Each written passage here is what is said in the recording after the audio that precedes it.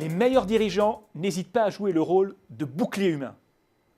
Au milieu des années 80, Lucasfilm, la société de production rendue célèbre par la saga Star Wars, possédait une petite entité spécialisée dans les images de synthèse. George Lucas ne croyait pas beaucoup à l'avenir de la Computer Division. Il demanda donc à Doug Norby, son bras droit, de la restructurer. Norby convoqua Ed Catmull et Alvy Ray Smith, les deux responsables de la Computer Division, et leur demanda de faire un plan social. Catmull et Smith ne parvenaient pas à s'y résoudre. Pour sauver leurs collaborateurs, ils essayèrent de convaincre Norby que les licenciements fragiliseraient la Computer Division. Lorsque George Lucas déciderait de la vendre, elle ne vaudrait quasiment plus rien. Mais Norby ne voulait rien entendre. Il finit par adresser un ultimatum à Catmull et Smith. Vous avez jusqu'à demain matin à 9 h pour me fournir une liste de noms.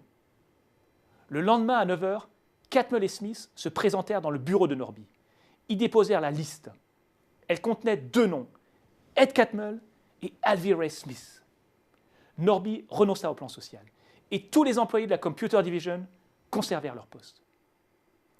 Quelques années plus tard, Steve Jobs racheta la Computer Division de Lucasfilm pour 10 millions de dollars. Elle prit le nom de Pixar et révolutionna le film d'animation avec des dessins animés tels que Toy Story ou Le Monde de Nemo. En 2006, Steve Jobs revendit Pixar à Disney pour un montant de 7,4 milliards de dollars. Une belle plus-value pour un investissement initial de 10 millions de dollars. L'histoire de Pixar est un cas extrême. Il n'est pas toujours nécessaire de mettre sa démission dans la balance pour protéger ses collaborateurs. Pourtant, elle illustre bien une caractéristique qui distingue les meilleurs dirigeants et les meilleurs managers de tous les autres. Ils n'hésitent pas à jouer le rôle de bouclier humain. En protégeant leurs équipes, ils créent un climat de confiance qui se traduit rapidement par une performance accrue.